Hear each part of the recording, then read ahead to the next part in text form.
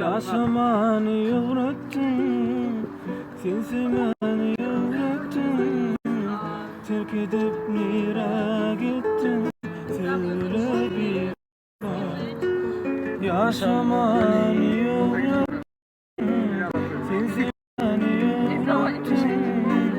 Terk edip nere gittin, söyle bir bak. Ya Rabbi, günler karalı.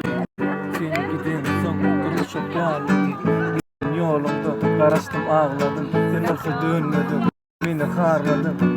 İçim sığmadı, aynadım dışarıda. Yeni kötü günü görüşümünü beni başardım. Dediler kısmet bu, yanlıştı unuttum. Yüreğime güç topladım, unuttum beni seni. Benim ben zalim oldum, başarsam yardım. Benim yatlarım uyudum, yok olsun aklımdan. Seni baktım nasip olur, himmeler değil. Ben baktım olur, sen bilenden. Beni yakmay bırakın, sen gülüm yanarsın. Yanan günüm okunup, beni yada sanarsın. Sevgin emedin can, sen sonra bilirsin. Donanla bir vefama, geç varınsın ağlarsın. Yaşamayı öğrettin, sen sevmeyi öğrettin. Terk edip